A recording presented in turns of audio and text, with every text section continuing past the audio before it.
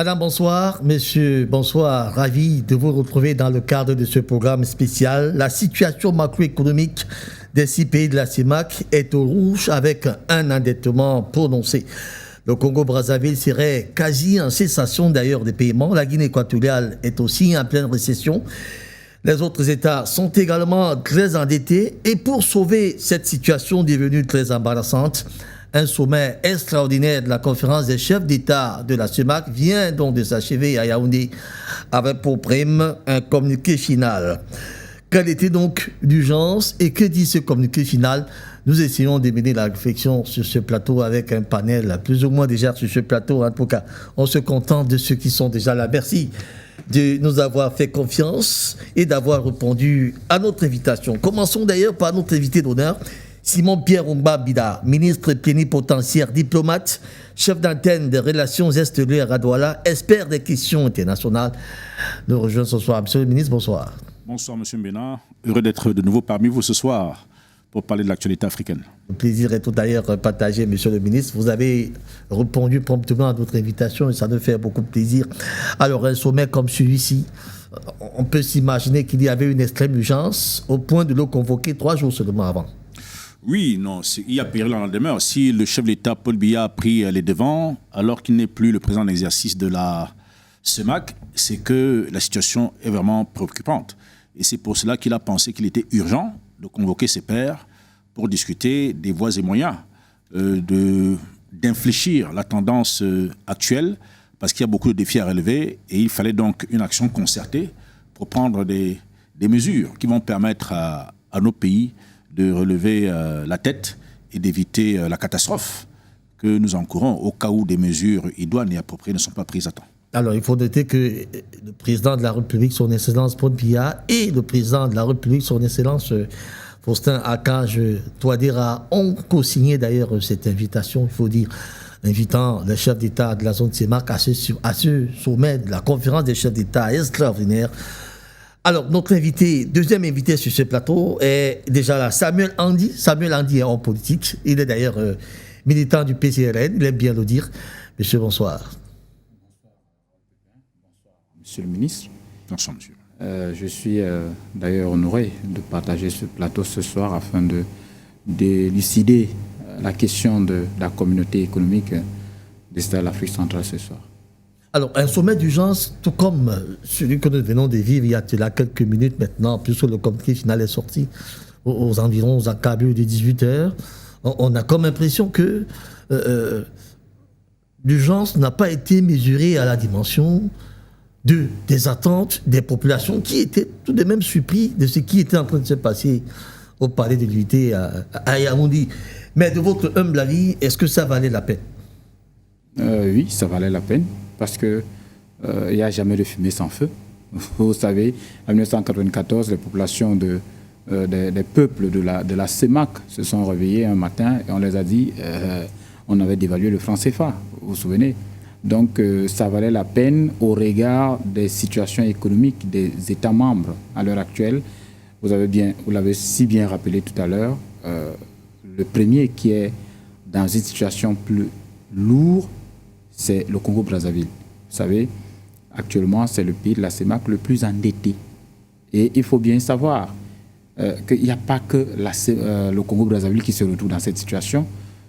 Le phénomène de l'absence d'une gouvernance responsable a conduit à peu près tous les pays de la CEMAC, donc de la communauté, chacun ce qui le concerne avec ses facteurs, à la situation dans laquelle on se trouve aujourd'hui de l'extrême endettement et de l'absence d'industrialisation et de l'extrême dépendance vis-à-vis des bailleurs de fonds. Donc, il est normal qu'à un moment donné, qu'on puisse s'asseoir effectivement pour évaluer et tabler sur ce qui est de l'avenir. Il faut rappeler que la thématique qui a d'ailleurs été évaluée cet après-midi par des chefs d'État tourne autour de l'évaluation de la situation et perspectives économiques, monétaires et financières de la CEMAC, mesures de consolidation de la résilience, je crois, c'est bel et bien ça. C'est tout à fait ça, c'est la situation économique et financière de la CEMAC qui a été évaluée ce soir, parce qu'effectivement, le chef d'État du Cameroun, son Excellence Paul Biya, a constaté qu'il y avait quelques manquements, quelques insuffisances, et cela remonte d'ailleurs lors du un des derniers sommets du genre qui s'est également tenu à Yaoundé en 2016. Vous savez, il y a exactement 8 ans, le 23 décembre 2016, il y a eu un sommet du genre ici, à Yaoundé, où les mêmes problèmes que nous constatons et que nous dénonçons et que nous récusons aujourd'hui se posaient déjà à l'époque. Des mesures avaient été prises par les chefs d'État, ils ont pris des résolutions. Et je crois que ces résolutions n'ont pas été totalement mises en œuvre. Et c'est pour cela que nous retrouvons dans la situation dans laquelle nous sommes en ce moment, parce que ce qui devait être fait n'a pas été fait à temps. Et je crois que là, il y a un rappel à l'ordre qui est important. Et c'est pour cela que le chef d'État fait bien de parler de la solidarité. Dans son discours d'ouverture, tout à l'heure, le mot est revenu encore, je crois, dans son mot de clôture. Et ça fait même partie des principes de la CEMAC en tant que structure. La solidarité fait partie des principes. Mais la bonne gouvernance également, parce que c'est une organisation qui veut apporter le développement par la bonne gouvernance et par les bonnes pratiques. Puisque, initialement, il était question que nous arrivions à l'émergence au niveau de la sous-région en 2025. Nous sommes à la porte de 2025 et nous sommes loin de ce résultat. Donc, je pense que les défis sont nombreux et nos dirigeants, je pense qu'ils prennent la mesure, ou bien ils sont conscients, en tout cas, pour parler du Cameroun, parce que à chaque fois, c'est le chef d'État qui prend l'initiative. Et je pense que c'est tout naturel qu'il prenne cette initiative parce que nous sommes la locomotive de la sous-région.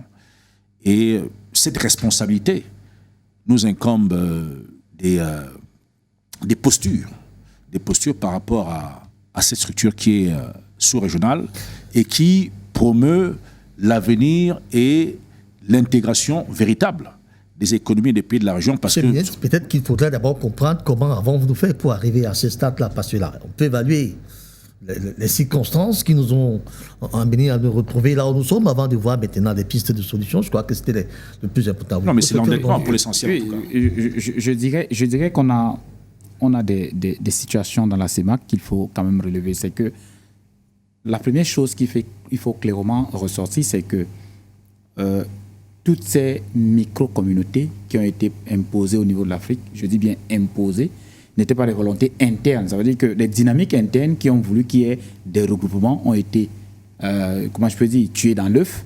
Et ceux qui avaient la primauté d'orienter les politiques ont donc importé un modèle qui, en réalité, on se rend compte, au niveau de la CEMAC en particulier, qu'il y a une indiscipline, parce que chacun voulant faire à sa tête, il y a de solidarité que dans les écrits, il y a de communauté que dans les écrits, mais chaque État en interne, au niveau de la CEMAC, essaye de développer de manière particulière, de manière individuelle, ses stratégies de développement et autres.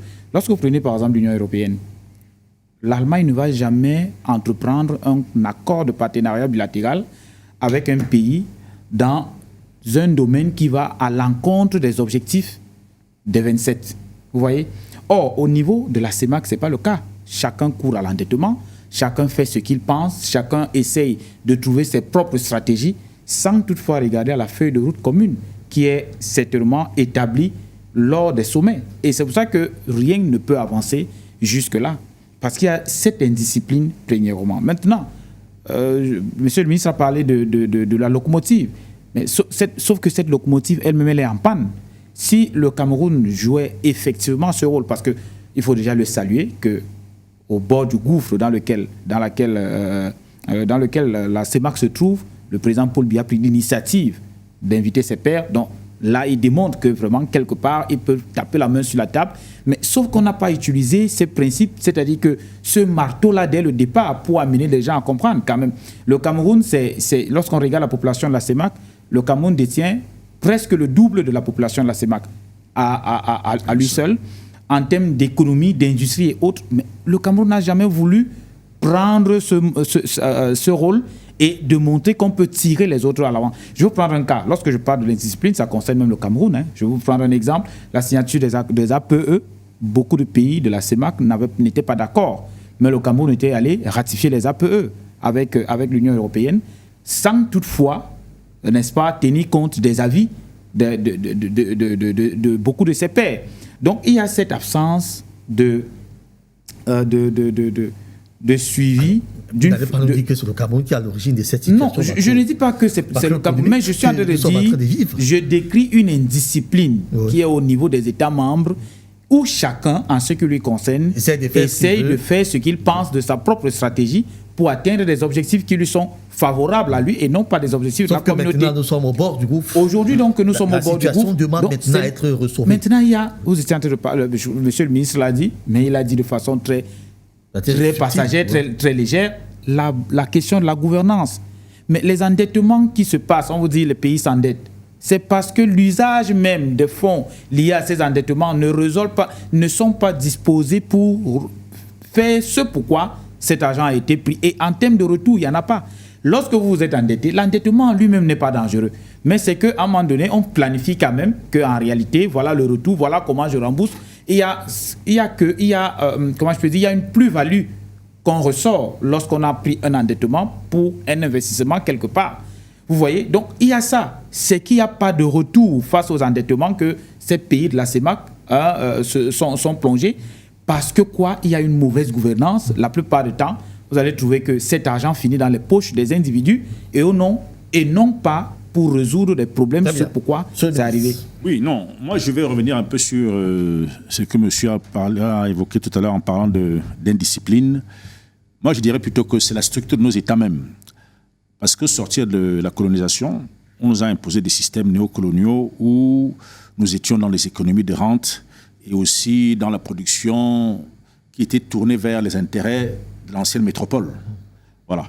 Alors, à partir de ce moment-là, lorsqu'on a créé des structures de production vraiment basiques, je prends le cas du sucre, normalement, lorsqu'on crée une usine qui produit du sucre, je prends comme la Sosucam ici au Cameroun, la Capsuco en tout cas. La Capsuco, quelque chose de la Badiok. Il ne fallait pas qu'on crée la même chose au Gabon, au Congo et tout ça. Donc, vous allez vous rendre compte que l'ancienne métropole a fait en sorte que dans chacun de nos pays, il y ait ces usines. Ce qui fait donc qu'il n'y a pas les avantages comparatifs. Vous avez pris l'exemple de l'Allemagne tout à l'heure, effectivement. C'est-à-dire qu'on devait fonctionner sur la base des avantages comparatifs pour que nous puissions avoir des structures de production qui peuvent être à l'avantage et dans l'intérêt de toute la communauté. Ça n'a pas été fait. On a continué dans ces systèmes où le centre, qui est hors Afrique et hors région, qui est donc l'ancienne métropole coloniale, qui s'organisait pour qu'il reste au cœur du système. Et aujourd'hui, nous prenons conscience, ces habitudes-là, ces mauvaises habitudes ont perduré.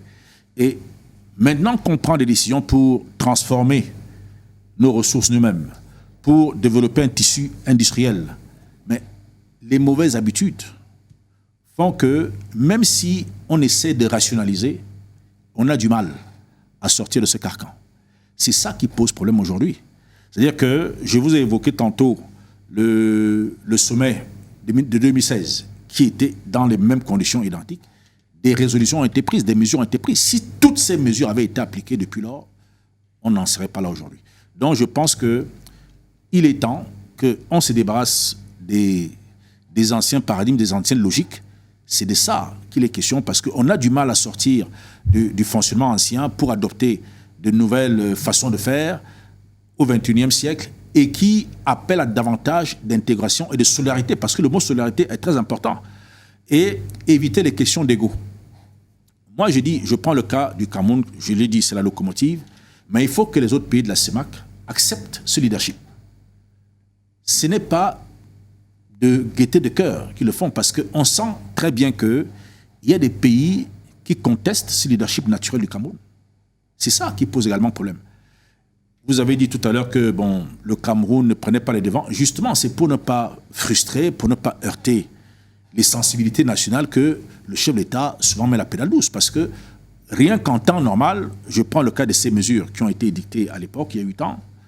On a encore fait des propositions aujourd'hui, mais je pense que les États devraient se rendre à l'évidence. Si vous prenez l'Union européenne, on sait que dans l'Union européenne, il y a 2 locomotives, il y a l'Allemagne et la France. Vous écartez ces 2 pays, l'Union européenne, elle est morte.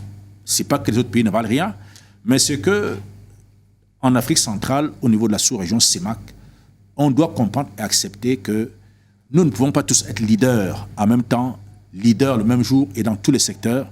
laisser le pays qui a ses capacités conduire à un certain nombre de choses au nom de tous et dans l'intérêt de tous, et éviter donc que chacun prêche pour sa chapelle, comme vous disiez tantôt, parce que ce qui se passe, c'est que on prend des mesures et puis chacun individuellement, en rentrant chez lui, va se dire, bon, moi j'ai plutôt intérêt à faire ci pour des raisons de politique interne, pour l'opinion nationale, en oubliant que ça a des effets au niveau communautaire et que ça nous retarde pour cette émergence que nous appelons de tout nouveau, alors que nous avons tous les moyens, tous les ingrédients pour émerger, parce que l'Afrique centrale, au niveau régional africain, est l'une des régions les plus riches, qui a tout, ce qui n'est pas le cas de certaines autres régions, qui même aujourd'hui dépassent l'Afrique centrale en termes de PIB et d'évolution, mais tout simplement parce que, effectivement, les pays de la région n'acceptent pas le leadership naturel du Cameroun, et que le Cameroun lui-même, ne voulant pas froisser les uns et les autres, met la pédale douce dans son action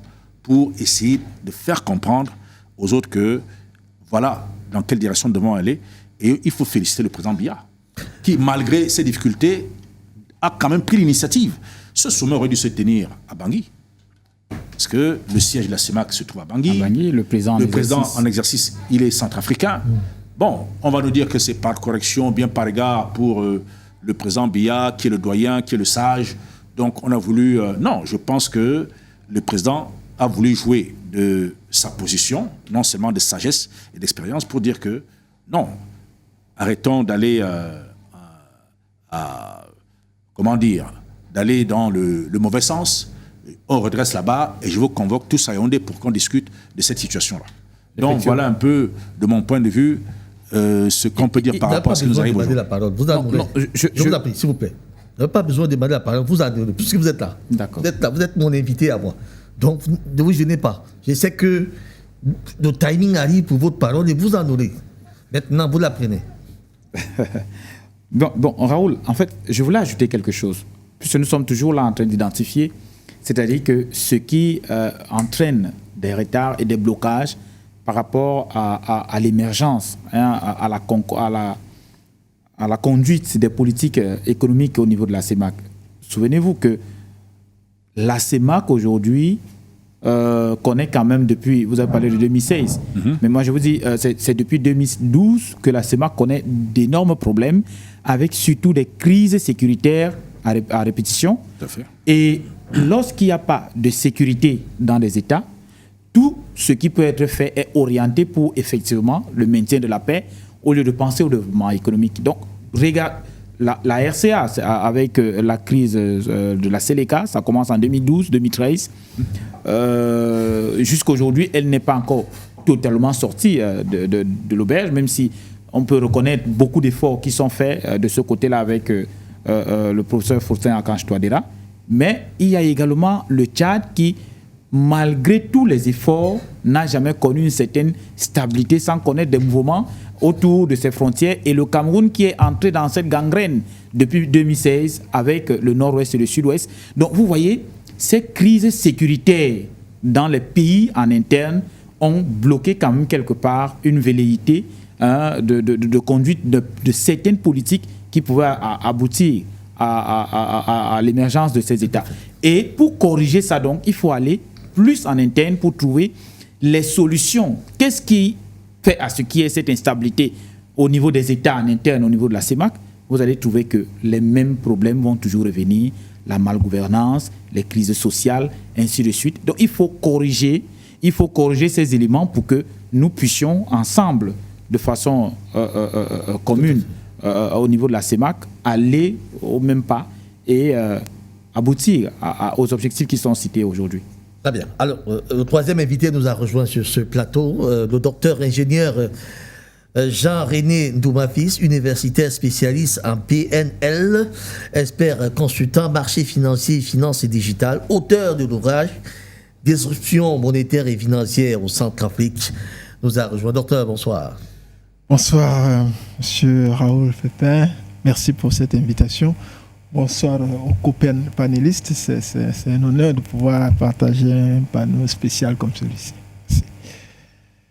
C'est avec un réel plaisir que nous avons ce soir. Docteur Jean-René Ndouma-Fils, vous l'avez trouvé, nous avons déjà lancé la réflexion sur ce plateau. En principe, la question que je souhaite pour vous relancer sur cette réflexion, effectivement, c'est comment on a fait pour arriver à une situation aussi catastrophique. Le président de la République a clairement dit que ce sommet extraordinaire a été convoqué à cause de la situation économique et financière de la CEMAC qui ne se porte pas du tout bien. Tous ces pays sont pratiquement au bord du gouffre. Il y a même d'ailleurs qui est en cessation des paiements avec des arriérés des salaires de plusieurs mois. Vous avez le Cameroun même ne se porte pas très bien. La Guinée équatoriale est dans un cas de récession aussi très compliqué. Alors, docteur, on a fait comment pour arriver là? Alors, on a fait comment pour arriver là? Je pense que depuis les années 60, les années qui ont permis qu'on nous donne l'impression que nous avons de l'indépendance, ces pays sont dirigés, ces différents pays sont dirigés. Tout à l'heure, j'ai suivi mon collègue copanéliste qui a évoqué les crises, ça faisait sur les crises, etc.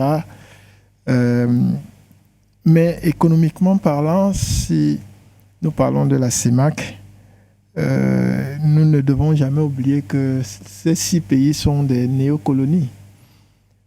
Des néocolonies qui ne sont pas encore sorties de la colonisation. Parce que tant qu'on utilise le franc des colonies françaises d'Afrique, qui n'est pas notre monnaie, on ne peut pas dire qu'on est libéré. Le franc CFA, c'est une monnaie nazie qui ne permet pas d'exporter, parce qu'elle ne permet pas de transformer sur place ce que nous pouvons cultiver, et qui favorise énormément les importations, tous azimuts, même les produits dont nous n'avons pas le moindre contrôle. Et c'est d'ailleurs le système monétaire et financier qui a été mis en place, qui est aussi le socle des concepts tels que la malgouvernance, tels que la démocratie, tels que la corruption. Parce que, vous savez, on n'a pas assez de ressources parce qu'on utilise cette monnaie. Ce n'est pas nous qui décidons des quantités qui doivent être créées, des quantités qui doivent être injectées dans nos économies. Ce n'est pas nous, ce n'est pas ces pays-là.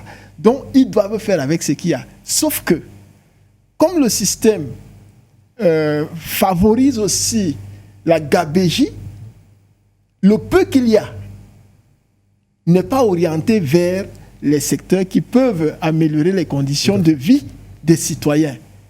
Ce peu-là est détourné encore par certains de nos dirigeants qui, parfois, se permettent même d'aller garder cet argent à l'étranger sous forme de devises.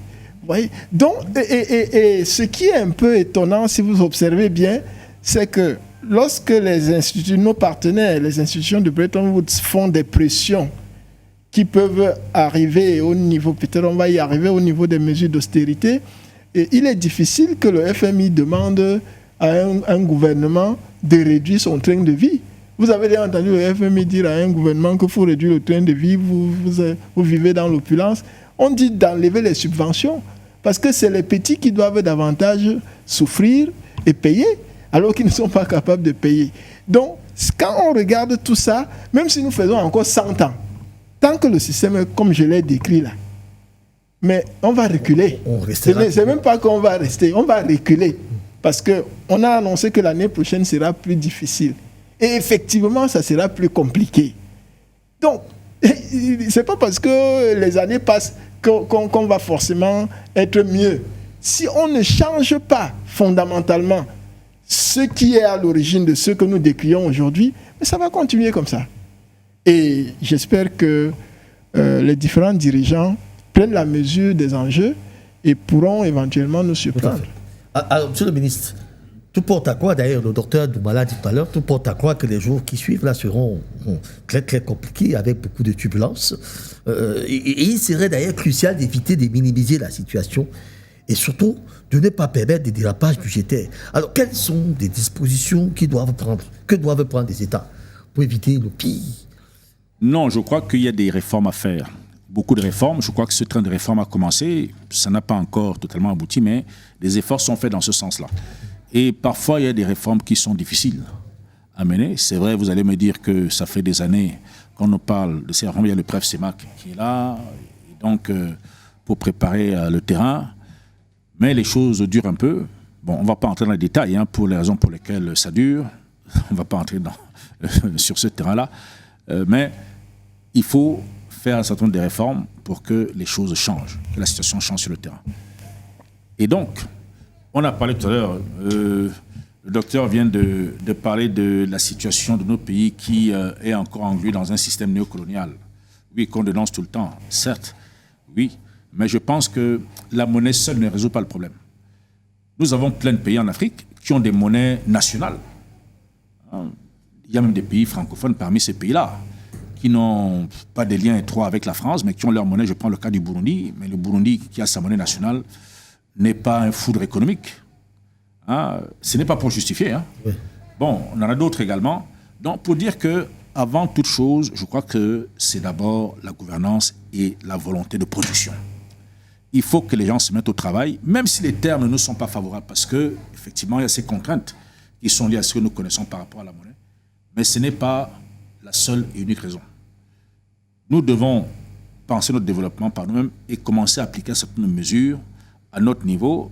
On a parlé de la gouvernance tantôt. Cette gouvernance, elle est essentielle. La gouvernance n'est pas seulement liée au fait que nous contrôlons notre monnaie. Encore que, finalement, quand on regarde dans le monde, aucune monnaie n'est indépendante. Parce que demain, quand on aura notre propre monnaie, qu'elle soit sous-régionale ou panafricaine, il faudra toujours qu'on soit arrimé à une autre monnaie, aujourd'hui qu'on appelle par exemple le dollar. Parce que tous les autres pays là, qui ont leur monnaie nationale, tous ces pays sont dépendants du dollar. Comme nous, on est dépendants de l'euro aujourd'hui. Donc je crois que, pour moi, là n'est pas le fond du problème. On doit dépasser, on doit avancer parce que, c'est vrai, les indépendances ont été octroyées comme elles ont été octroyées, mais ça nous donne quand même une certaine marge de manœuvre. Donc on ne doit pas tout reporter sur le dos de l'ancienne puissance coloniale en nous défoussant, en disant non, c'est pas de notre faute. Sinon, non, il y a des responsabilités qui sont les nôtres et on doit réfléchir, se retrousser les manches et trouver les moyens. Il a évoqué la corruption tout à l'heure. Oui, la corruption, elle vient de quelque part. Mais si moi, on vient me corrompre et que je refuse d'être corrompu, comment le corrupteur va passer? Donc, il y a donc cette question de conscience personnelle, de discipline personnelle et d'efforts à fournir et d'avoir cette volonté agissante de transformer les choses. On a cette capacité de transformer les choses. Et la situation aujourd'hui nous donne une opportunité d'aller plus loin, de faire montre de nos capacités à avoir de l'imagination pour faire avec une situation qui est étroite au plan financier, comme je disais tantôt, parce qu'on n'a pas cette maîtrise totalement sur la monnaie, mais on peut avoir une maîtrise sur d'autres leviers. Avoir une maîtrise sur d'autres leviers. Mais qu'est-ce qui nous empêche, nous, je l'ai dit tantôt, quand on a pris des résolutions, de les mettre en pratique? Ça, c'est une question. Pourquoi les choses qu'on décide par nous-mêmes? On a la solution, les experts sont autour des chefs d'État, ils réfléchissent, ils prennent le temps. On va même copier ce qui se fait ailleurs, dans des pays qui sont soit à peu près comme nous, ou même dans d'autres régions du monde, où ça marche, et on amène ça chez nous, et on va toujours nous sortir que non, c'est parce que nous avons le franc CFA. Non, je dis que c'est insuffisant. C'est irrétournable depuis plus de 60 ans qu'on nous chante cette affaire. Ce n'est pas sérieux. Je pense qu'on a d'autres possibilités de voir nos pays émerger dans d'autres circonstances pour qu'avec les possibilités que nous avons en termes de ressources naturelles, de transformer nos produits, d'apporter une plus-value et qu'on en arrête de nous parler seulement des termes de l'échange qui nous sont défavorables parce que nous ne faisons pas assez. Moi, je pense que nous ne faisons pas assez. Et si on faisait bloc et qu'on mettait en œuvre les résolutions telles qu'elles sont prises, aujourd'hui encore, on a parlé de mesures. Nous attendons qu'elles soient mises en œuvre. C'est ça le véritable problème. On les verra d'ailleurs. Voilà, c'est ça le véritable problème. Donc, je pense qu'il faut qu'il y ait une réelle volonté politique de changer les choses, de les transformer et d'agir pour que nos pays se transforment. Au lieu d'avoir cette envie, comme je disais tout à l'heure, de ne pas vouloir reconnaître le leadership d'un pays comme le Cameroun et de vouloir se dire que non, si on va dans tel sens, ça va favoriser uniquement tel et tel pays, alors que si on mettait ces mesures, on l'apprend d'ailleurs dans les techniques de négociation, en voulant trop gagner, parfois on finit par perdre. Ouais. Donc il faut savoir dans quelle mesure est-ce que nous voulons faire en sorte que cette communauté émerge et produise des richesses qui seront profitables à tout le monde, sans toutefois aller à chaque fois passer par là pour des intérêts purement égoïstes et le refus de partage de ces ressources et des moyens pour qu'on arrive à faire quelque chose. Voilà où est notre véritable problème, c'est-à-dire que le refus de la solidarité, et je crois, et je le répète, le chef de l'État, ce n'est pas pour rien qu'à chaque fois, il parle de la solidarité. Il faut vraiment que cette solidarité soit active, qu'elle soit réelle et qu'elle soit agissante pour que les choses se transforment et que nous arrêtions avec nos égoïsmes. Vous remettez en cause la volonté politique des chefs d'État à suivre, monsieur le ministre. On prend des résolutions, mais on ne bouge pas. Ça veut dire que quelque part, il n'y a pas une véritable volonté politique. Non, il n'y a pas de volonté. De mon point de vue, non. Il n'y en a pas. Non, il n'y a pas une volonté politique. Pourquoi? Parce que je vais vous donner un cas simple. Même si je peux essayer de confirmer, monsieur le ministre, que la question monétaire nous handicape quand même. Ça veut dire que c'est au moins 50%. Lorsqu'on part répartir les responsabilités, la question monétaire, c'est au moins 50%. Maintenant, le reste de 50%, c'est que nous n'arrivons pas nous-mêmes à être disciplinés sur le peu que nous avons. Donc, on ne peut pas enlever la question monétaire sur cette affaire. Parce que le fait n'est pas d'avoir le franc CFA, mais les conditions qui sont liées à l'usage du franc CFA, telles que les comptes d'opération, par exemple, les conditions de change, c'est ça qui est un problème. Qu'on n'arrive même pas dans la même zone franc, entre l'Afrique de l'Ouest et l'Afrique centrale, par exemple, à communier en termes d'échange avec nos devises, il y a un problème. Donc, c'est inéluctable. La question monétaire est un problème, est un frein au niveau de l'émergence de la CEMAC. Maintenant, comme je dis toujours, il y a une question de mauvaise gouvernance, de malgouvernance qui fait que même le peu que nous avons, ça veut dire que quelqu'un arrive chez vous, il trouve votre champ, il récolte, il va avec la moitié, il vous donne la moitié de la récolte, mais l'un de vos fils ou deux de vos fils se lève, vide encore votre grenier et vous restez à la maison avec le reste d'enfants, personne n'a rien à manger, ainsi de suite. Donc c'est ce qui se passe au niveau des pays de la CEMAC, c'est ça. Des détournements de fonds à gauche et à droite, c'est connu. Maintenant, je vais prendre un cas simple.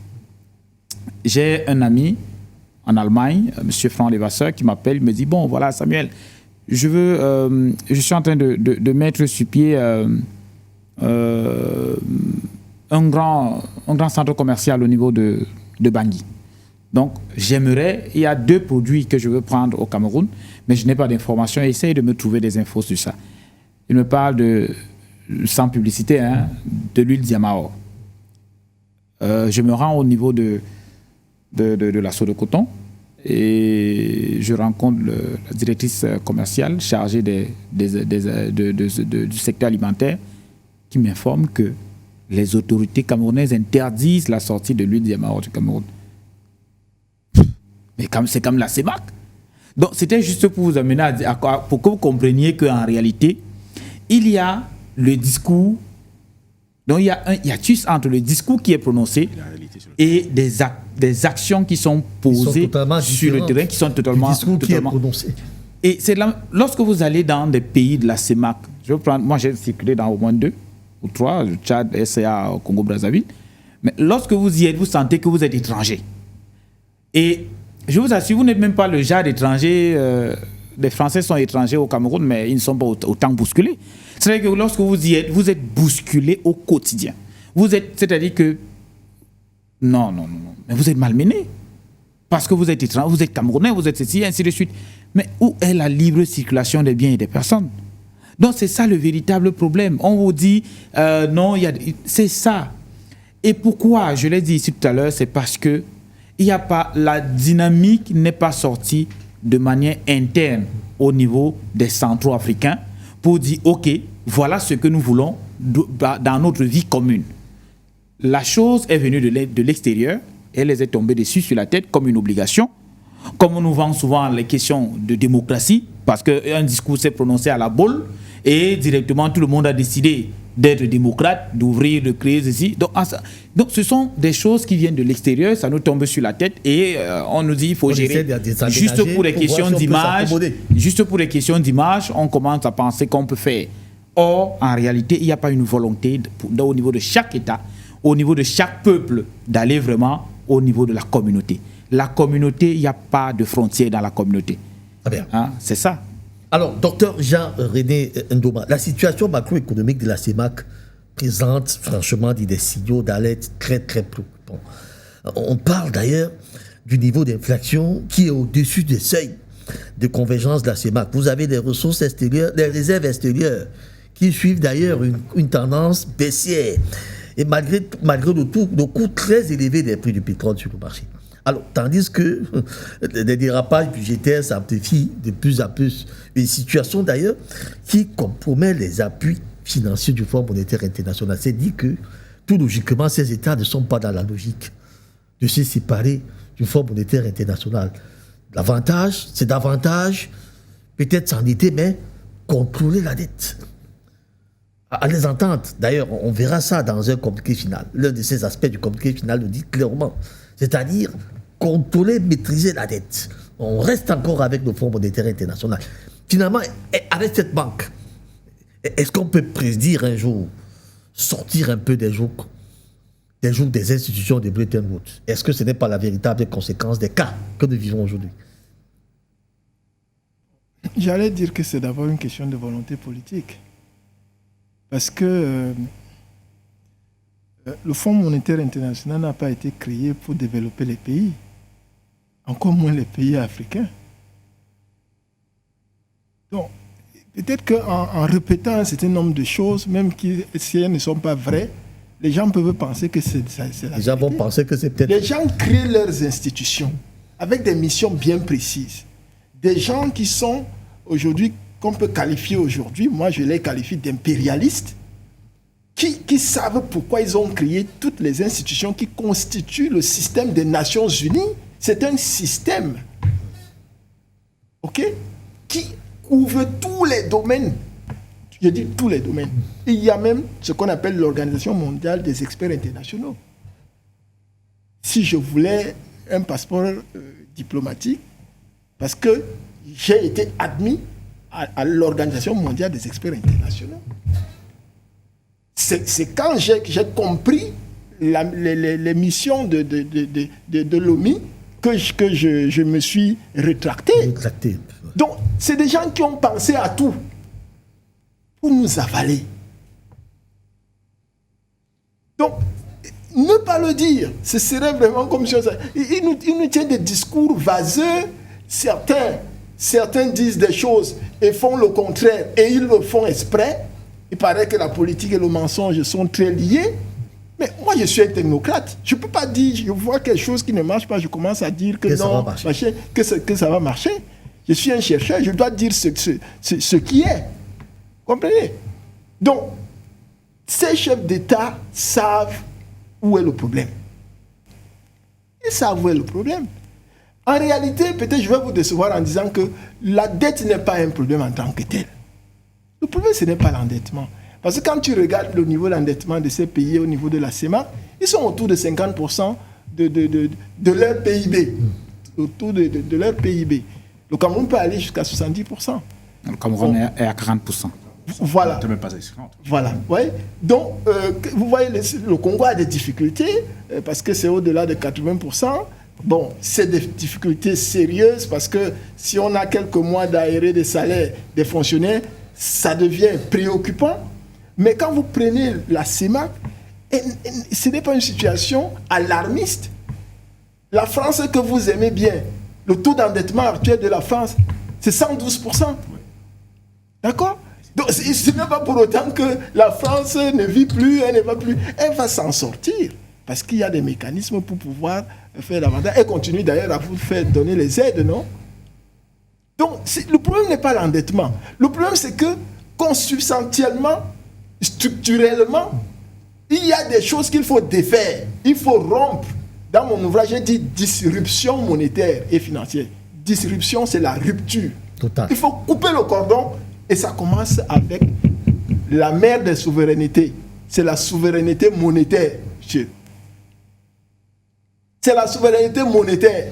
Vous ne pouvez pas avoir une armée forte si c'est quelqu'un d'autre qui doit vous donner l'argent pour acheter l'équipement, pour former les militaires, pour acheter la technologie, vous prenez l'argent où? Vous n'arrivez même pas à vous identifier à la monnaie que vous utilisez parce qu'elle vous est imposée. Pourtant, une monnaie a beaucoup d'enjeux.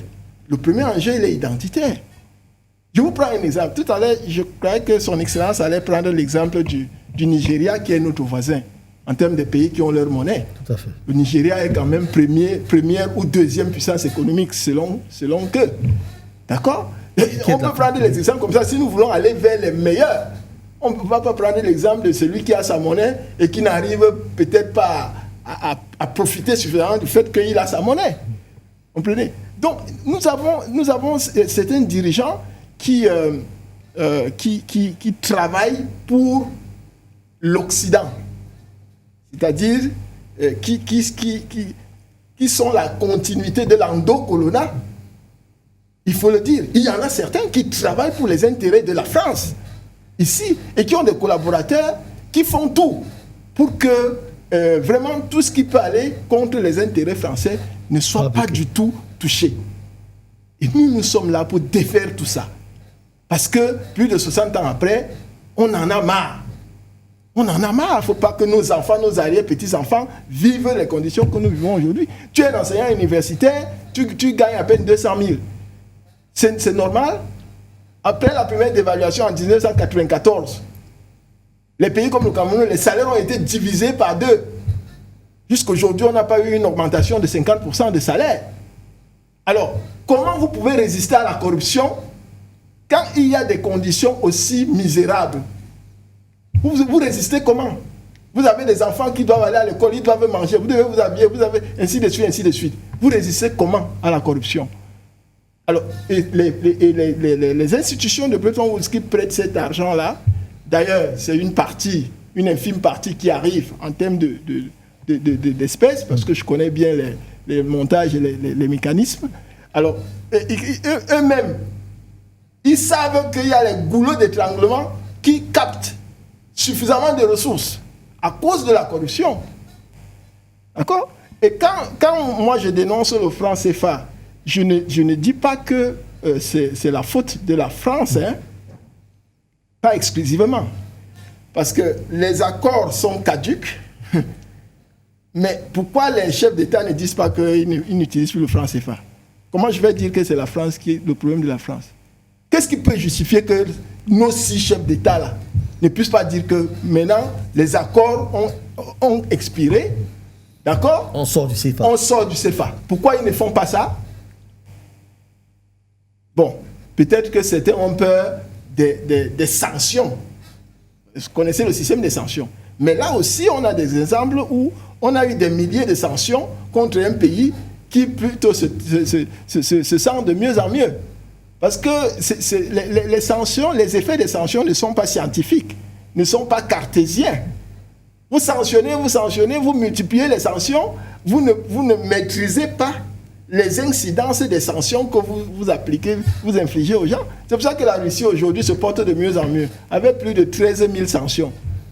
Comprenez? Donc ce système de hop high, comme on dit chez nous, il faut que ça s'arrête. Que nos chefs d'État prennent les responsabilités, qu'ils sortent de cette affaire. Parce que avec ce système-là, on ne peut pas financer ce que nous voulons. Nous ne pouvons pas financer. Nous n'avons pas une banque centrale. Parce que c'est le Trésor français qui décide.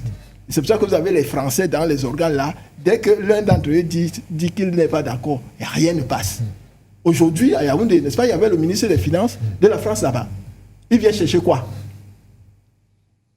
Il vient chercher quoi? Pourquoi on ne lui dit pas de ne pas venir? Si nous voulons laver le linge sale en famille, on appelle le ministre français pour qu'il vienne s'asseoir là. Pour faire quoi? En 2024. Il les appelle partenaires techniques. Oui, non, je voulais revenir un peu par rapport à toutes ces problématiques très importantes, très intéressantes d'ailleurs, parce que tout ça revient à une chose, c'est l'ordre mondial auquel l'Afrique n'a pas été pris en compte. Parce que tout ce qui existe aujourd'hui, on parlait du FMI, de la Banque mondiale, des Nations Unies, lorsque ces institutions s'est créées en 1945, l'Afrique n'existait pas en tant qu'entité politique constituée. On était des colonies. Donc, ces gens qui ont décidé de la marche du monde et de la gouvernance du monde, ils l'ont fait par rapport à leur propre existence, avec les territoires, comme on les appelait à l'époque, les territoires africains intégrés à leur pays. Donc, nous avons évolué comme ça jusqu'à aujourd'hui. On est en train de remettre en cause cet ordre mondial. Et dans cet ordre mondial, parce que pour que ça change, comme disait le docteur tout à l'heure, effectivement, il faut une rupture. Mais pour que ça change, il faut que l'ordre mondial change. Parce que toutes les réformes qu'on pourra faire, Honoré Baudouin l'a dit, on va prendre des mesures pendant... Rien ne changera tant que, structurellement, l'Afrique ne retrouve pas sa place et son droit de, sa voix au chapitre dans le Conseil des Nations, en tant que continent et en tant qu'entité politique reconnue qui a les droits. Donc, c'est à partir de ce moment-là. Et ça commence par quoi? Par être, par exemple, membre permanent au Conseil de sécurité des Nations Unies, avoir ce droit-là, avec droit de veto, pas droit de veto, mais d'être là pour... Là, on décide. Avec droit de veto, voilà. Monsieur le ministre. Bon, même les Africains eux-mêmes n'ont pas voulu ce droit de veto. Ça aussi, il faut le savoir. Hein. Ce n'est pas les autres qui nous refusent. Nous-mêmes, Africains, avons demandé au niveau de l'Union africaine que non, on veut être membre permanent, mais nous, on ne veut pas le droit de veto parce que, bon, il y a des implications sur lesquelles on ne va pas revenir. Je crois qu'on avait déjà fait une émission, on avait évoqué ces difficultés à assumer le droit de veto. Non, là, ce n'est pas les puissances, c'est les Africains eux-mêmes. Évidemment, ça arrange les puissances occidentales. Maintenant, nous sommes là aujourd'hui où nous avons un embryon de contre-ordre mondial avec les BRICS. Mais je crois que vous avez suivi le président élu des États-Unis, Trump, qui a envoyé un avertissement sévère en disant aux BRICS que tous ceux qui veulent se détourner du dollar, ça va très mal se passer pour eux. Voilà un chef d'État qui est un pays, ce n'est pas un continent, ce n'est pas une région, c'est un pays, c'est vrai, c'est la première puissance, mais qui met en garde le reste du monde, lui seul. En disant, attention à ce que vous faites, si vous continuez, je vais sortir les muscles et tout. Il le dit gaillardement, sans soucier, parce qu'il sait qu'il a des soutiens au niveau de l'Union européenne, c'est un autre pôle très puissant, mais il s'en fout du reste du monde. Parce qu'ils ne veulent pas que ça bouge. Ils savent qu'effectivement, si l'ordre mondial que nous contestons, nous, aujourd'hui, venait à changer, l'équilibre va changer et que les choses ne seront plus favorables. Parce qu'effectivement, le dollar n'aura plus cette toute puissance qu'il a aujourd'hui. Ce que nous vivons aujourd'hui dans le cadre de la CEMAC, ce ne sera plus tout à fait pareil. Donc les choses vont être un peu différentes. C'est ce combat-là, c'est cette bataille qui est menée. Et ces réformes, effectivement, bon, nous devons nous battre et trouver des ressources mentales et intellectuelles. Vraiment faire travailler notre intelligence pour trouver des ressorts, pour que ça puisse se faire sans trop de casse, sans qu'il y ait un clash, comme on voit des guerres un peu partout, parce que à un moment donné, c'est la puissance des armes qui va parler. Et je crois que de plus en plus dans le camp occidental, on voit des pays qui disent que non, il faut ressortir les muscles pour nous imposer. Mais nous, qui connaissons, on l'a dit, les chefs d'État savent effectivement ce qu'il y a à faire. Ils comprennent. Mais c'est que nous sommes encore dans ce carcan qui date de 1945, où le monde a été organisé tel que nous le connaissons aujourd'hui, et où il y a des soubresauts de vouloir se débarrasser de ce vieux monde pour que l'Afrique reprenne ça. Moi, je ne parle pas des autres continents, autres régions qui se battent à leur niveau, mais nous, les Africains, nous devons nous battre à notre niveau pour que nous ayons notre mot à dire dans la conduite des affaires du monde. Ça commence petit à petit. L'Union africaine a eu sa place au G20. C'est déjà un début. C'est comme ça. C'est-à-dire, tout ne peut pas se faire d'un coup. Ça va prendre du temps. Mais je crois que cette prise de conscience et ces efforts qui sont faits vont amener petit à petit nos États à comprendre que les choses doivent bouger dans un certain sens pour que, à terme, mettons peut-être d'ici 50 à 100 ans, que ça puisse changer. Je ne dis pas que dans les 5 ans, parce que c'est quand on voit le contexte avec les nouveaux, comment on appelle les néo-impérialistes, parce qu'il a parlé d'impérialisme tout à l'heure, avec des gens comme les Trump et d'autres qui arrivent dans les pays occidentaux, la bataille sera rude. Très bien. C'est nous de trouver des solutions. Oui, Samuel. Ce que moi je voulais dire, c'est que, vous savez, dans les relations internationales, il n'y a pas d'amis. Tout sont des intérêts. Il n'y a pas d'amis. Je suis d'accord avec eux pour rentrer au niveau de l'histoire et de montrer que l'endettement que nous connaissons aujourd'hui, pour la plupart, c'est au sortir des indépendances, parce qu'il fallait que les jeunes États fonctionnent. Beaucoup de chefs d'État choisis en ce moment-là par les colons se sont voués vers l'endettement pour faire fonctionner les nouveaux États, ainsi de suite. Mais moi, je veux dire quelque chose, c'est que le FMI, la Banque mondiale, ce sont des commerçants. Vous savez, ils vendent de l'argent. Ce sont des commerçants. Lorsque vous avez votre projet, vous voulez créer votre business, vous allez dans une banque, vous soumettez votre projet à la banque, et va vous dire, nous on veut tel pourcentage. On vous accorde le crédit, mais à tel pourcentage et avec tel délai de remboursement.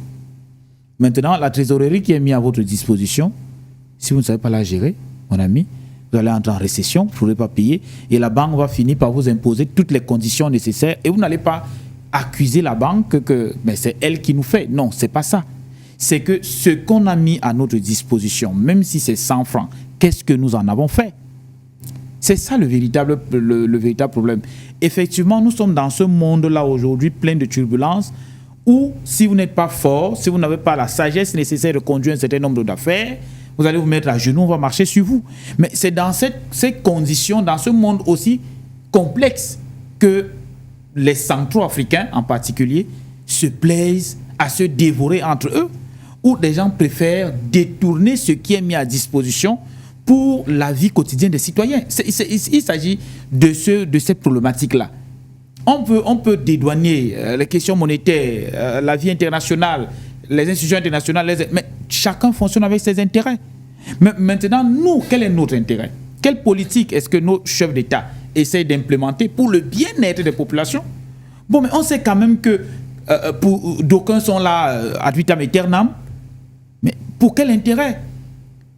On peut rester trop longtemps au pouvoir, mais qu'on comprenne quand même, qu'on ressente quand même l'impact de ce pourquoi on est trop resté au pouvoir.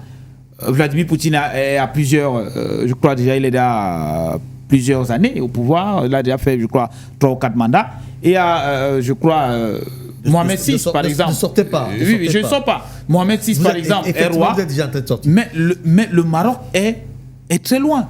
On ne peut pas parler de la situation de régressement de la CEMAC aujourd'hui sans toucher cette question où en réalité les mêmes gens qui pillent ces pays depuis des décennies sont toujours ceux qui sont en place et continuent à piller. Sont ceux-là qui ont contracté des dettes dans les années 70, dans les années 80, dans les années 90, dans les années 2000 et vont continuer à contracter dans les années 2030. Mais c'est ça le véritable problème. Alors je souhaite que nous regardions ça sur l'aspect technique maintenant. On a beaucoup regardé ça sur l'aspect politique.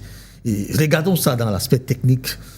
Si techniquement, on peut éviter des situations pareilles, laisser les consciences politiques ou bien des longévités au pouvoir, vraiment, ça, je comprends. Vous êtes dans la posture d'homme politique, mais maintenant, je voudrais qu'on rentre dans ce qui nous intéresse. Restons dans ce qui nous intéresse. Oui, pour que nous puissions arriver à soulager la situation aujourd'hui, c'est qu'il faut une industrialisation, c'est inéluctable. Comment comprenez-vous qu'aujourd'hui, tous les pays de la CEMAC, par exemple, sont des pays qui ont des forêts? Mais allez regarder, tous ces pays importent le cure-dent. Et lorsque vous regardez ces boîtes de cure-dent made in China, par exemple, ça veut dire que les Chinois, qui eux n'ont pas de forêt, viennent en Afrique, prennent le bois, et dans nos pays, prennent le bois, rentrent dans leur pays et transforment ce bois. Il y a pas que les pays de la CEMAC qui subissent. Non, je veux montrer que quelle politique interne, il faut une restructuration. Très bien. Il faut penser industrialisation, être capable de transformer. Revenons dans la thématique, je vous en prie. Nous sommes déjà sortis énormément de cette thématique. J'ai juste laissé cette ouverture parce que je voulais voir jusqu'où on devait arriver, mais je vous suggère de revenir sur le sujet qui nous intéresse. Alors, on va dire quelques résolutions, et peut-être à partir de là, nous saurons comment bien clarifier ces choses-là. Très souvent, il y a ces sommets-là, après, il y a des résolutions. Il y a un communiqué final qui arrive, il y a des résolutions, après, on prend tout, on met dans le tiroir, et on prépare un autre sommet. Alors, bon, pour celui-ci, on va essayer de voir ce qui s'est passé. On dit la conférence a exhorter les États membres à poursuivre une consolidation budgétaire ordonnée dans le cadre des discussions bilatérales avec les partenaires techniques et financiers. C'est-à-dire qu'on est resté dans la logique d'aller chercher toujours des dettes. Cette fois-ci, maintenant, il faut encadrer ces dettes. Alors, monsieur le ministre, dans cette logique, avez-vous comme impression qu'on peut sortir du bourbier là où nous sommes? Non, ça va être difficile. Déjà, ça va mettre nos banques en difficulté parce que les banques de la région, qui ne sont pas toutes des banques africaines, qui sont mises à contribution pour contribuer à cet effort, risquent de se retrouver en grande difficulté, effectivement, si un certain nombre de mesures ne sont pas prises, s'il n'y a pas ces constatations qui sont évoquées. On parle du budget. Les budgets des pays de la CEMAC sont, c'est des budgets programmes. Depuis quelques années, on a imposé à tous nos États d'avoir la même trame budgétaire. Nous sommes dans la logique des budgets programmes, c'est-à-dire que la triennalisation, pas des programmes qui vont par 3 ans, par tranche, parce que ça peut mettre à 5. Et donc, ces budgets programmes, tous les États doivent s'harmoniser pour qu'à terme, on puisse parvenir à quelque chose qui va favoriser et, privilégier ces projets structurants communautaires qui existent. Je rappelle qu'il y en avait 84, on a privilégié 11, et puis nous avons des piliers. Tout à l'heure, il a parlé des forêts que nous avons. Donc, dans les piliers, nous avons l'énergie, nous avons l'agriculture et l'exploitation de nos forêts. Elle est déjà harmonisée. Voilà. Plus donc, troisième pilier, c'est les mines. Les mines. Donc, nous avons ces piliers-là et c'est des ressources que nous devons transformer pour que, effectivement, l'industrialisation démarre et puisse prendre corps. Maintenant, il faut que, sur cette base, qui est donc cette logique, je parlais tantôt de mettre en commun les ressources. Ça, c'est un véritable problème que nous rencontrons au niveau régional africain. C'est-à-dire que la mutualisation des forces, la mutualisation des ressources et l'acceptation et la mise en œuvre de ce qu'on appelle, moi je ne suis pas économiste, mais des avantages comparatifs. Moi je produis tel type de pétrole. C'est de la banane plantain. Voilà, et puis bon, pour le raffiner, peut-être que tel autre peut avoir une raffinerie de ceci qui va permettre à tous les pays d'avoir, en tout cas, je prends un exemple comme ça pour dire qu'il y a des choses que nous pouvons faire dans une logique communautaire, mais qu'aujourd'hui on n'arrive pas à faire parce qu'il n'y a pas une réelle volonté politique à la base, au niveau des États, parce qu'on est toujours dans cette logique État-nation, alors qu'on pousse la logique, voudrait qu'on aille vers l'intégration, mais comme on est toujours tourné vers l'extérieur, où on voit des dynamiques qui se font dans notre pays, qui reviennent des vieilles nations, comme en Occident, qui sont redevenus très, très nationalistes, encore que certains comprennent que tout n'est pas de revenir à la nation, parce qu'aujourd'hui, on a besoin de solidarité. Donc, d'être intégré. Donc, je pense qu'il faut davantage réfléchir dans le sens des réformer pour que ces réformes touchent le système à l'intérieur de nos pays, mais également au niveau des régions, d'harmoniser les procédures. J'ai parlé du budget tantôt. D'harmoniser, de créer des voies de communication et de mettre en œuvre les zones de libre-échange économique qui existent, parce qu'il y a la zone de libre-échange continentale africaine, mais au niveau des sous-régions, ces zones de libre-échange existent. Il y a une zone de libre-échange au niveau de la sous-région Afrique centrale. Mais combien de gens la mettent en pratique? Monsieur parlait tout à l'heure de la libre circulation qui n'est pas tout à fait aux normes. Bon, officiellement, au niveau de l'Afrique centrale, les pays qui compliquaient la Guinée équatoriale et le Gabon ont lâché prise, mais on trouve toujours qu'il y a quelques difficultés qui apparaissent ça et là, mais ça c'est du fait de la mise en œuvre. Ce n'est plus au niveau de la volonté supérieure des États, c'est la mise en œuvre au quotidien, parce que les politiques, eux, ils ont lâché. Mais c'est la pratique qui parfois pose problème, c'est-à-dire que dans l'exécution des textes, mais je pense que petit à petit, à force de pratiquer et d'échanger et d'avoir cette envie de faire des choses et qu'il y ait plus de fluidité dans les échanges, dans la circulation et des biens et des personnes, avec cette harmonisation des textes, on va arriver à quelque chose. Donc voilà ce à quoi nous devons travailler, c'est-à-dire que fusionner beaucoup de secteurs, j'ai parlé des piliers tout à l'heure, qui sont prioritaires. Donc c'est dans ce sens-là que nos États de la région devraient travailler pour que véritablement il n'y ait plus de disparités dans la mise en œuvre des politiques, dans la pensée de ces politiques, en termes de politique publique, pour que nous puissions parvenir à quelque chose d'assez concret. Parce que dans le texte aussi du chef de l'État, dans son discours d'ouverture, comme dans le discours de clôture, il a parlé de concrétisation. Parce que, de manière théorique, nous avons les outils, mais la concrétisation pêche un peu. Ça nous échappe. Ça nous échappe. Peut-être parce que nous ne maîtrisons ni les tenants ni les aboutissants. Peut-être, je ne sais pas, mais je crois qu'il faut... On nage peut-être dans un espace dont on maîtrise réellement comment cet espace est constitué. Voilà. Donc il faut que ce soit concrétisé. Ça rejoint donc ce panéliste qui disait tout est importé et puis nous accrochons tout simplement et on fait avec, comme on dit souvent. Alors, d'autres résolutions, réaffirmer l'application intégrale de la réglementation d'échange, notamment à travers le rapatriement diligent des devises par les opérateurs économiques et plus particulièrement la signature avant le 30 avril 2025 des conventions de compte séquestre pour les fonds de restauration des sites, on parle de fonds RES, par les entreprises extractives pétrolières entre-temps et minières. Docteur Douma, on est toujours dans ce champ lexical qui fait en sorte qu'on déroule toute une panoplie des résolutions, mais hélas, parfois on a du mal à comprendre ce qu'on veut dans ces résolutions. De façon exacte, est-ce que le rapatriement des devises peut être également une des conséquences d'un bien-être qui pourra se produire au niveau de la situation macroéconomique de la CEMAC? Quand il parle même de rapatriement des devises ici,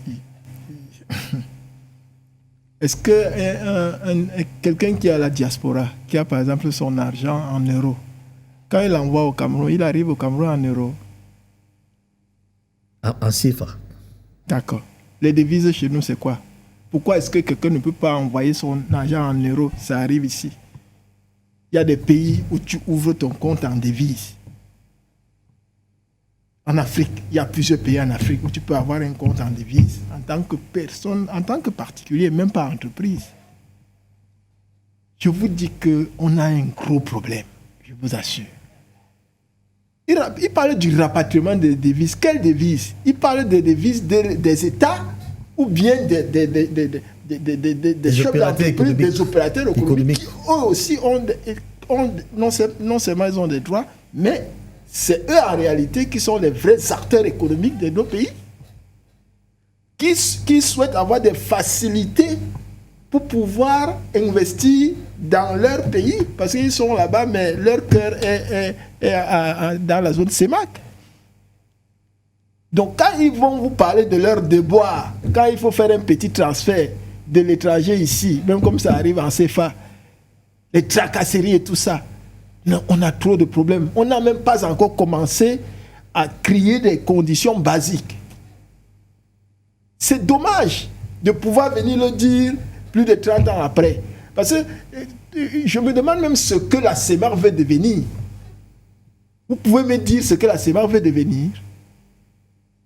L'AES, en quelques mois, chacun voit, chacun a une lecture claire de ce que la confédération de l'AES veut devenir.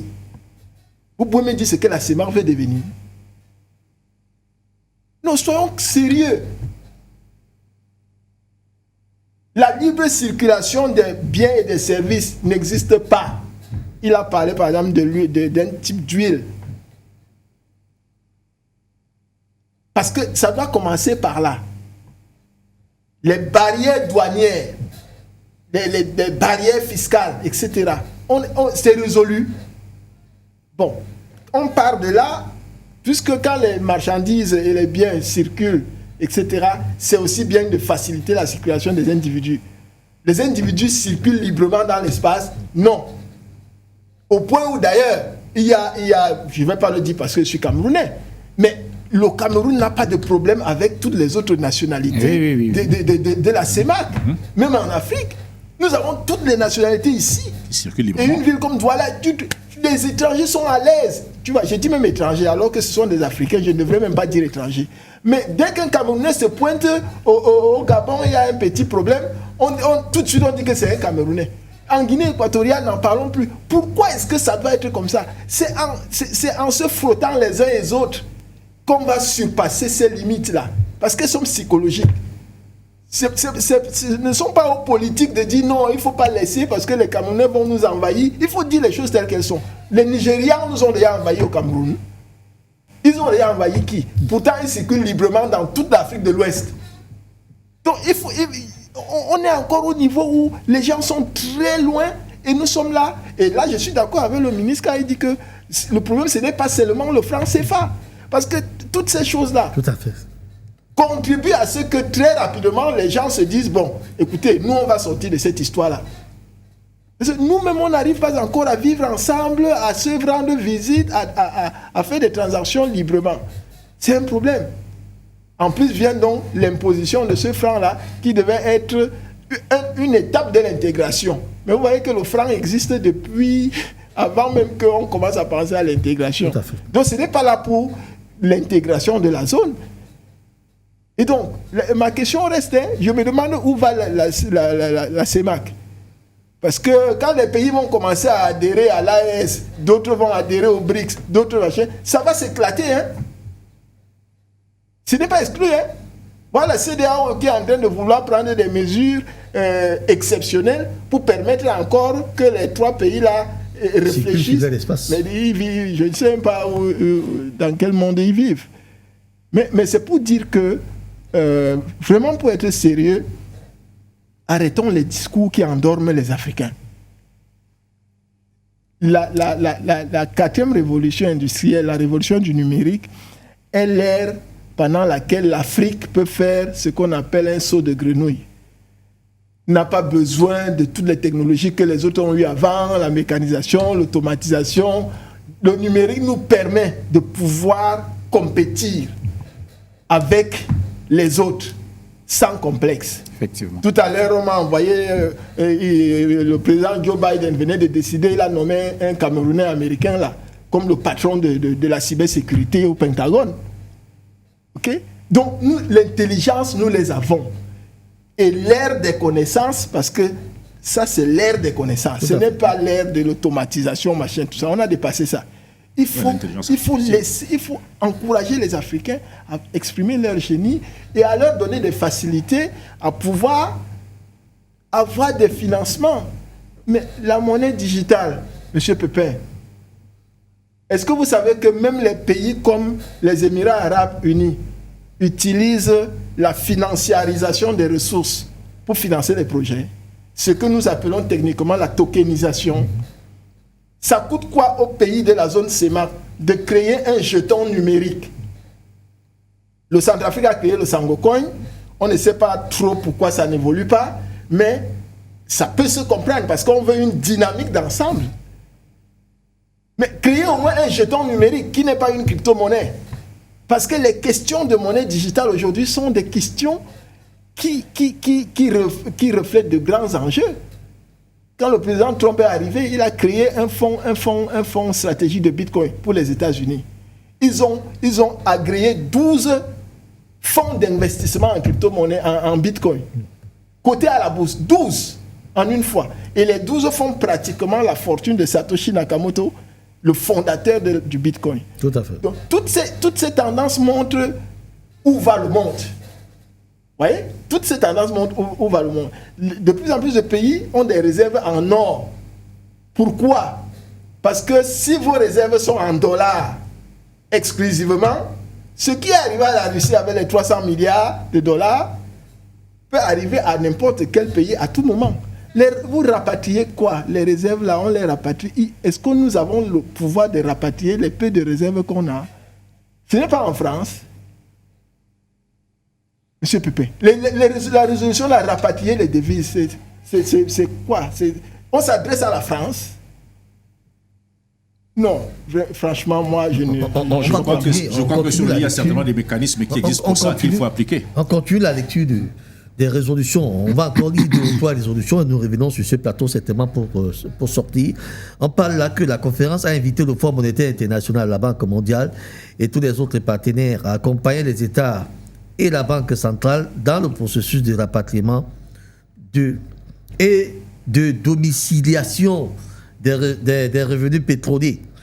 La conférence a réitéré l'engagement des États en faveur de l'indépendance et du renforcement des capacités de la Banque centrale de la Commission bancaire de l'Afrique centrale et de toutes les autres institutions communautaires.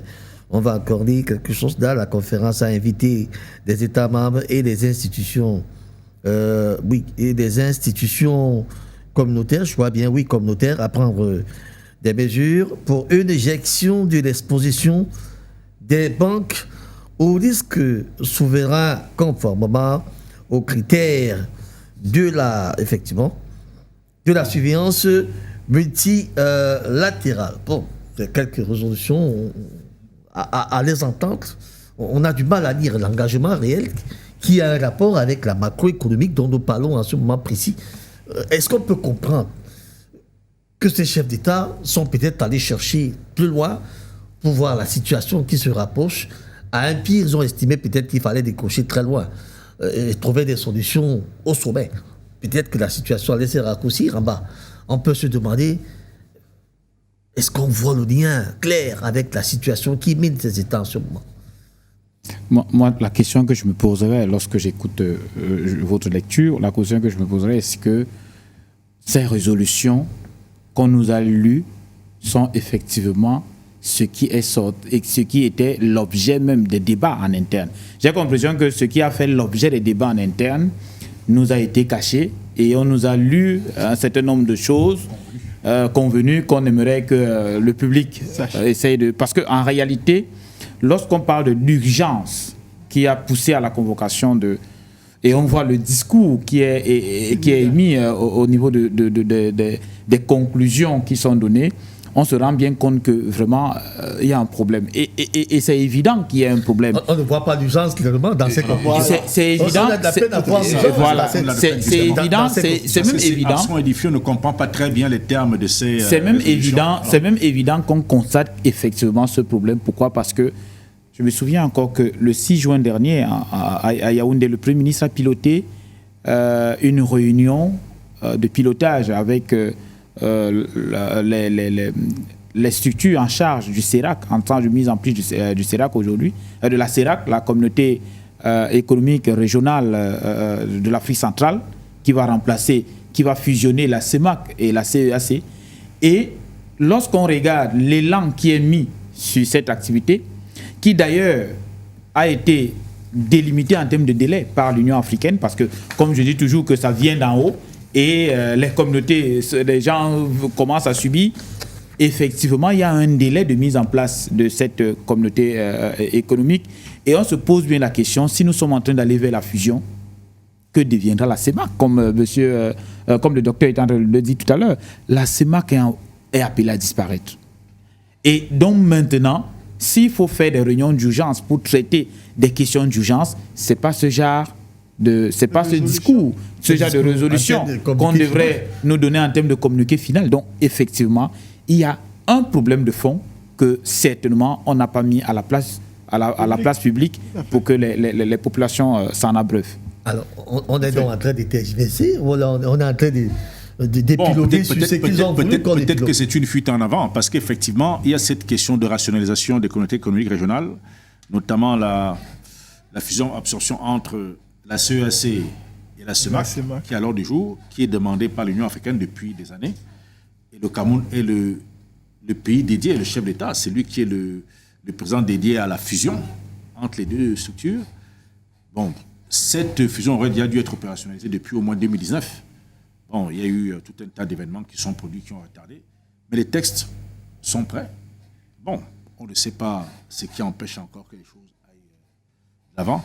Mais je crois que entre les deux, il faut quand même reconnaître que entre les deux structures, celle qui fonctionne le mieux, c'est la CEMAC, qui est beaucoup plus efficace par rapport à la CEAC, qui est plus large, qui a plus États quand même. Voilà, mais la CEMAC fonctionne quand même davantage. Et je crois que les deux expériences devraient permettre de parvenir à quelque chose de quand même plus équilibré, parce qu'au niveau de la CEMAC, on a cette expérience d'une gestion d'une monnaie commune, des questions monétaires, ce qui n'existe pas au niveau de la CEAC, où des pays ont des monnaies différentes.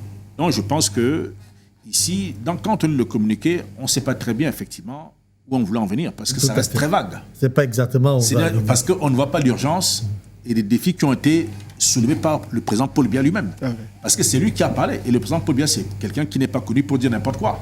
Donc, quand il a parlé, il faut lire entre les lignes que s'il dit que la situation est préoccupante, c'est qu'elle est vraiment préoccupante. Mais par rapport aux résolutions, on se rend bien compte que lui, certainement, est conscient de l'urgence de la situation. Peut-être que ses pairs n'ont pas voulu aller... Ils nous ont caché l'urgence. Peut-être qu'ils ont estimé qu'il y avait d'autres priorités. Je ne sais pas.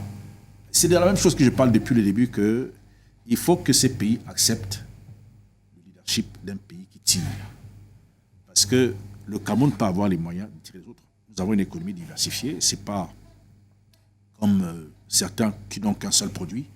Donc si nous, le Cameroun, on dit aux autres, écoutez, allons-y ensemble dans telle direction, voici ce qu'on peut faire, il faudrait que les autres acceptent que ce soit le cas.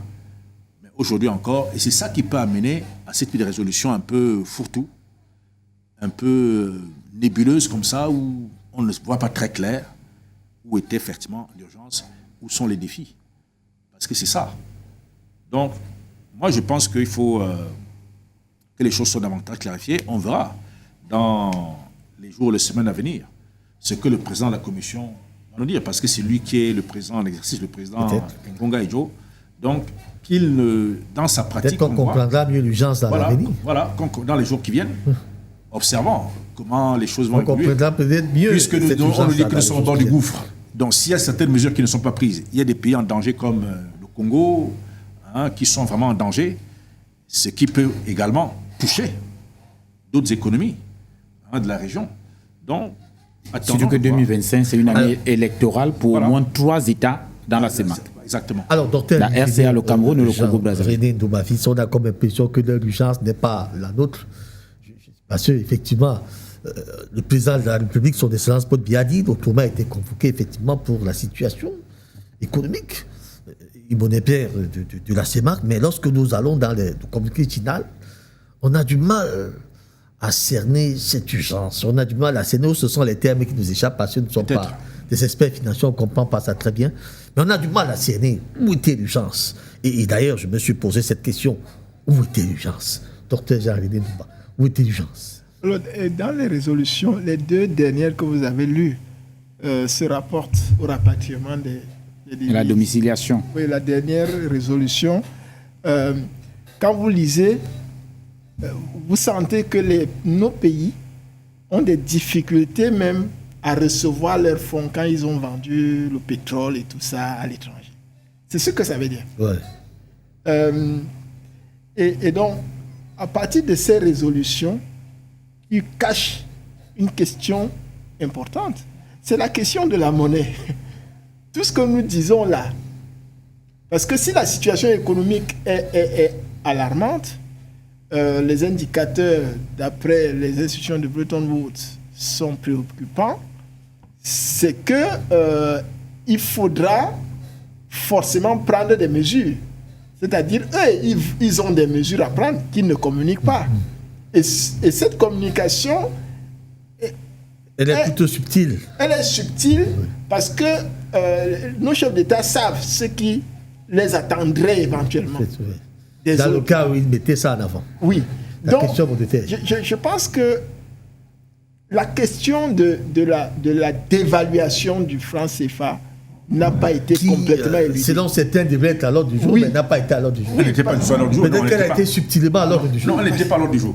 Pas du tout, c'est clair. Elle n'était pas à l'ordre du jour, sinon j'aurais évoqué ça. Parce que les mesures d'austérité vont suivre. Elles vont suivre. Et Monsieur le ministre, vous avez une réponse à cela? Moi, j'ai comme l'impression que dans cette formulation-là, c'est une façon détournée aussi de parler de DTS, de tirages spéciaux. Parce que quand on parle de rapatriement des devises, puisque c'est une des préoccupations des Africains, de ces droits de tirage spéciaux. Oui, tout à fait. Alors, quand on parle de rapatrier des devises, parce que nous vendons des choses, le pétrole, le bois à l'étranger. Vous insistez surtout sur le pétrole. Voilà, sur le pétrole. Donc, ça veut dire qu'effectivement, puisque nos partenaires, notamment les institutions de pétrole, ne veulent pas entendre parler de DTS, alors, peut-être que le moyen de leur dire, écoutez, nous avons quand même certains droits, des devises, parce que nous vendons des choses pour que nous rentrons en possession de notre argent. Voilà ce que nous devons faire. Donc, faciliter le rapatriement des devises. Oui. Voilà, à défaut de parler de droits de tirage spéciaux, parce que c'est que nous n'avons pas les capacités, on ne peut pas augmenter, donc faciliter donc, le rapatriement des devises. Je pense que c'est ça. Et il y avait donc urgence. Il y avait urgence. C'est certainement dans ça, mais il faut aller creuser Pour essayer comprendre de quel usage on interprète. c'était question. C'est pas explicite, voilà, c'est pas Ils ont explicite. utilisé un discours diplomatique Diplomatique, voilà. pour, pour cacher les vraies intentions. Très bien, je crois que nous sommes arrivés au terme de cette émission. Notre timing qui nous a été imparti, nous l'avons effectivement atteint. Merci à tous les trois. Simon-Pierre Obambida, ministre plénipotentiaire, diplomate, chef d'antenne des relations extérieures à Douala, expert des questions internationales. Docteur ingénieur Ndoumafis Jean-René, universitaire spécialiste en PNL, expert consultant marché financier et finances digitales, auteur de l'ouvrage Disruption monétaire et financière au Centre Afrique. Et puis Samuel Andy, homme politique d'ailleurs. Il a une parfaite connaissance également de la thématique de tout à l'heure là. Je crois même qu'il peut être un internationaliste, pourquoi pas. Merci à tous les trois de nous avoir assistés ce soir pour éclairer la lanterne de nos téléspectateurs qui avaient soif, qui avaient envie de comprendre ce qui se passait à Yaoundé. En tout cas, vous avez eu l'essentiel de tout cela. Merci à Arthur et toute l'équipe technique autour de lui pour nous mettre la musique ce soir, madame, messieurs. Je vous souhaite une excellente fin de soirée et à très bientôt.